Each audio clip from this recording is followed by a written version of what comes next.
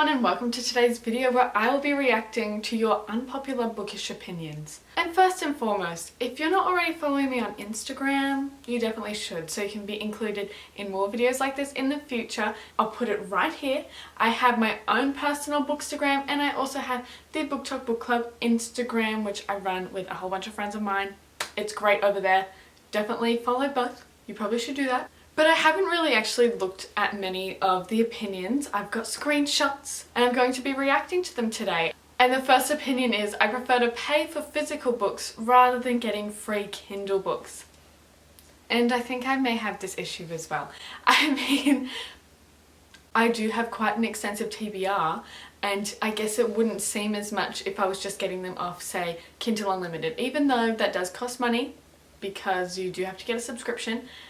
But in the long run, it probably adds up, especially if you're reading multiple books per month. But I do like to have lots of books, lots of options to choose from, and I definitely do. I definitely have over 100 books on my physical TBR, which is crazy. I do have a video on that if you want to see it. Kind of scary, kind of embarrassing, but also kind of fun. And I definitely agree with that. Like, I feel like lots of people, especially on BookTube and on Book Talk, Bookstagram, so many people have like so many books and it's easy to go like, oh, I want a big collection like everyone else. And I mean, I think we all fall into the trap, buying pretty covers, buying nice books. It's not a bad problem to have though. So the next one is the strong female lead doesn't have to hate men or love feminine things. And I agree. I mean, we have many strong female main characters out there, especially in fantasy books, that are absolutely amazing and don't need to fit into those categories. One coming to mind specifically at the moment is Rin from the Poppy War. Love her. Love her. I love a good like strong female main character anyway. So, I mean, either way, I personally don't mind what their interests or their hates are. I'm still gonna love them no matter what, but I definitely do understand how it does get a bit old. Obviously not every single female lead has to fit into these categories, but when they do, sometimes it's interesting and fun to read about, especially books like Boy Parts, which I haven't actually read but I've heard is really good, and that just kind of like seems like it fits the vibe. The next one is I only buy books that I have read and loved, and those that I haven't read yet are procured from the library. And I think this is a great option because at least you know that all the books that you have on your shelf you do love and you are going to reread, because there are definitely some books on my shelf that I've read and go, ugh. Maybe I should do an unhaul soon because I am actually running out of room on my shelves. But I love that because then you know you're not wasting money, and libraries are a great resource to use. I love going to the library myself, but sometimes my library does not have all the books I wish it would have. Then you would go to the bookshop. But then in that case, you could always try and find like a digital version, say like Kindle or something, because that would be cheaper than buying the physical copy. I think this is a great thing to do, but the problem I also have though is when I read a book from the library and I love it, like I definitely have read books from the library that I absolutely love and would love to own a copy of. I just feel like, well, I've read it already, and if I want to read it again, I can borrow it again because I don't want to buy it, because what if I want to buy something else? I would like to agree. I mean, I do agree, but I don't know if it can happen for me.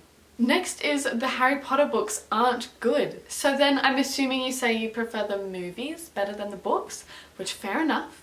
Lots of people do, but I haven't actually read all the Harry Potter books. I recently read the third one and I actually didn't love that book as much as I did the first two. I thought the third one actually had a lot of Quidditch and I wasn't really prepared for that. I'm not really one for sports. Even though it's a fictional sport, I was like, oh, where's the plot? This is just Quidditch. But I did like the third movie better than the third book. So I don't know what that's saying there. And the next one, again going with the movie theme, movies can be better than the book. I mean, sometimes true, but most times not, I feel. I love the amount of detail that you can have in a book, and usually in movies, especially book to movie adaptations, which I assume is what we're talking about, do tend to miss out on like some of your favourite parts.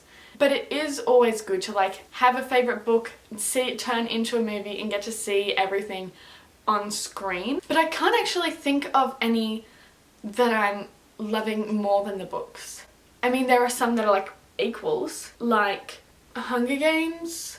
The books and the movies are both absolute perfection, love them, but I can't think of anything else. If you have any favourite book to movie adaptations where you think the movie's better, let me know, because I think I need to know that. The next one is Ugly Love Isn't That Bad, that they actually liked it. I've never read it, and I don't think I ever will. This is by Colleen Hoover, which we did get a lot of opinions about Colleen Hoover. I don't know if I can read this one, just because I remember seeing like a TikTok on it 2 years ago or something about a little passage that was in, I think, like the end of the book, perhaps an epilogue even, and I was just grossed out, kind of weirded out, kind of like, what is going on? And it was to do with, I think the main characters had a child or something. I don't really know the context, but it was weird. If you've read it, you probably know what I'm talking about, or if you've seen it on social media, you probably know what I'm talking about, but I was like, oh my gosh, what? So I don't think I'm interested in reading that. I did read It Ends With Us at the start of the year, and I didn't love that. So I'm not sure if I would continue reading any of Colleen Hoover's other books. The next just says Fangirl by Rainbow Rowell. I don't know what to make of that. I've never read this book.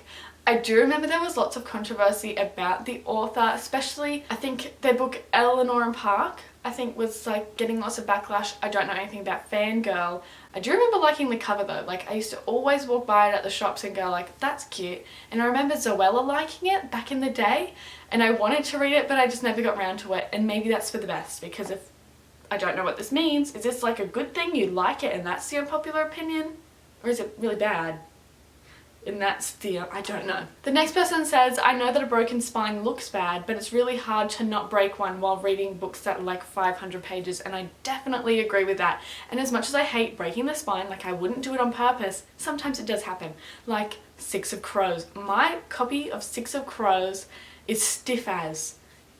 You open it, the tiniest crack, cracked spine. Like, it's cracked. I mean, it really just depends on the binding of the book. Here are my examples of the current books that I was like reading. I read Harry Potter. This has a cracked spine, not really severe, but it's definitely quite stiff. As you can see, look, it's not very good. So when you open it up, it like cracks the spine. But here, I've got Seven Husbands of Evelyn Hugo. Obviously it's got my bookmark in it, but it's like, it's nice and floppy. You open it up to a page and see that spine? It doesn't bend, and that's what you want. So it really just depends on the binding of the book as well. I've definitely had thick books that can open just because they're bound a different way. I don't know if it's like got something to do with the glue, but sometimes it just happens, and if it happens, it's okay. But those people that just get a book and just crack it straight away, I'm like, oh gosh, I'm a bit scared.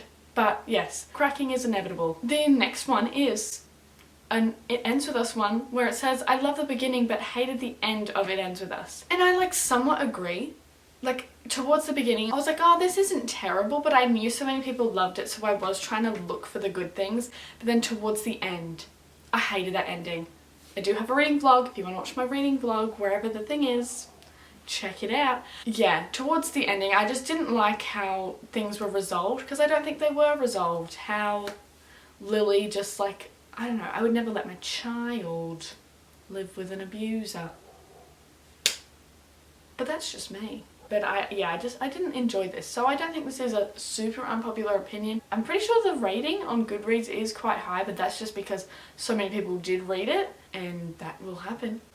With the hype, people get caught up in it. But the average rating for this is 4.23 stars, which is quite a lot, and it did win the Goodreads Choice Awards in 2016 for romance, which is the thing I had the most trouble with, that it was marketed as a romance book when it really isn't. So there's that. The next person said that they hate annotating books. And I mean, I'm trying to get into annotating, but like I somewhat agree, like just a little smidgen, because it does take a long time, and I feel like you can read and enjoy a book a lot more if you are just able to read it and not pause by getting out your tabs and getting out your highlighter. It can be very tedious, but I do think it's really fun if you decide to reread a book that you already know and love, so you're just going back and highlighting and annotating your favourite moments so you can go back to it, say, for a third read. I do like that. And I think it's so cute when people annotate books for other people. I did get a gift last year for Christmas from one of my friends, and she annotated a copy of Six of Crows for me because that was her first time reading it. I haven't reread Six of Crows in a long time, and I really want to read that copy so I can see her annotations as well, but it's just like, it's so cute, so fun. So I kind of love it, but then I do kind of agree that it is a little bit annoying. And the next person said that they prefer Loveless over Heartstopper. And these are both Alice Oseman books. Obviously Heartstopper is the graphic novel and TV series. Loveless is a novel, and I haven't read it yet. I do own it, but I haven't read it. And I'm not too sure if this book follows anyone that we know from Heartstopper. I'm pretty sure Solitaire follows Charlie's sister, so I'm not sure if Loveless follows someone we already know. But I've heard good things about all their books, so I feel like I will like it. The next one is hardcovers over paperback. And this is one that I actually strongly disagree with. I hate reading from a hardcover. Sure, they might be really pretty to own, and I love a good collector's edition. I think they look so pretty, and I love how you can get like different dust jackets, and sometimes they come with like fancy sprayed edges, but they're so hard to read from. Like, how could you go past a nice paperback? I don't understand, because then with a hardback, you have to take the dust jacket off, otherwise that gets in the way. And then it's clunky, it's heavy, I've got weak wrists, and I prefer a paperback. Which is a good thing in Australia, because we basically only have paperbacks and hardbacks are really expensive, so I wouldn't be able to get them anyway. But I do know in America, when new books come out, they often come out in hardbacks and then come out in paperbacks. So I'm happy that I do have access to more paperbacks, because that is what I prefer. But I'm not sure which is more common for people to like, because I feel like people do like a good paperback. So is this unpopular? I think it might be. The next one comes from a good friend, Liv from the book club, Coho. Colleen Hoover, if you didn't already know. I don't really know what context this is in. Is this like as in an author, as in the books, as in a person? Because I don't know, there's been lots of drama surrounding her as a person and her family, which I don't really know too much about, so I can't really comment on. But as for her books, I do think, however, that it's good that lots of people were reading her books, even if there are better books, but lots of people did get into reading because of her, and I like that. Like that people were motivated to read and enjoy reading her books, because you always want to enjoy reading a book. So if some people do, then that's great. But I do know that most of those people that started reading again through Colleen Hoover mainly just stuck to her books for a long, long time when there are so many other great books out there. So, I mean, that's my issue. And I do know so many people still love her books and still look forward to her new ones. I can't really say since I've only read the one, but if you like them, that's great. And this is another one from Liv, where she says, a pass to discreet covers, but smash to demand covers. And I think this is so funny. She has a lot of books with a man on a cover. She loves a good man cover, and I love that for her. I don't like a man cover. Don't like a man cover, I must say. Kind of creepy. I feel like the people on the book covers, they never look real, even though they are, and I know they are. It just kind of creeps me out a bit. They usually always have like blue eyes, abs, and I'm like, okay. And I also prefer to like come up with a person in my head when I'm reading in the book. So if I see a man on the cover, it just kind of ruins things for me. Because I'm like, no, you're not what I was picturing. And then also, I just hate real people being on the cover. I just love a good cartoon cover. Next one is Colleen Hoover is so overrated. And again, somewhat agree. Like how I was saying before, how some people only stick to her books, which I don't think is a good thing.